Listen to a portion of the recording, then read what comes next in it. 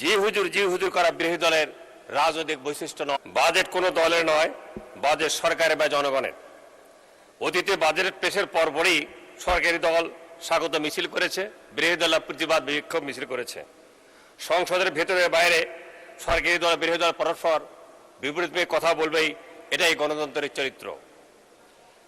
জি হুজুর করা বিরোধী দলের রাজনৈতিক বৈশিষ্ট্য নয়। আমরা সরকারকে ফেল বা ব্যর্থ করাতে চাই না।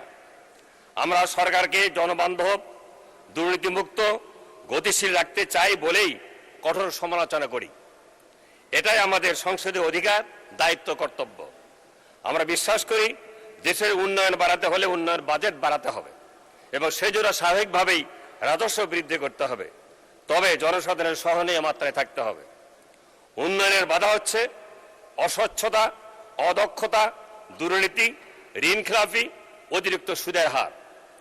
আমলাতান্ত্রিক জড়িততার কারণেই বিদেশি বিনিয়োগকারীদের অর্থ পাইপলাইনে পড়ে থাকে এবং হাজার হাজার কোটি টাকার সুদ তারা বিদেশে পাচার করে। এবারের বাজেটও আমাদের সুদ পরিশোধ করতে পারে 1,70,000 কোটি টাকা।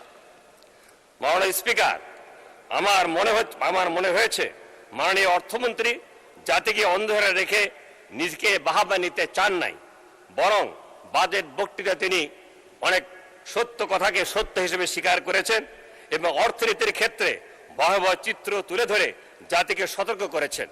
এজন্য মাননীয় অর্থমন্ত্রীকে শ্রদ্ধা জানাই এবং ধন্যবাদ জানাই। মাননীয় অর্থমন্ত্রী স্বীকার করেছেন রাজস্ব খাতের দুর্বলতা আমাদের অর্থনীতির একটি গভীর সমস্যা, অর্থাৎ সরকারের আয় বাড়ানোর সক্ষমতা যথেষ্ট শক্তিশালী নয়।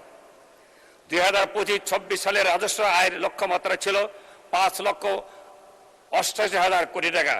সেখানে মাত্র 10 মাসে আদায় হয়েছে 3,82,896 কোটি টাকা, আর 2,06,000 কোটি টাকা 2,06,896 কোটি টাকা অনাদায়ী রয়েছে। এতে বোঝা যায় আমাদের রাজস্ব আয়ের যথেষ্ট দক্ষতা নাই।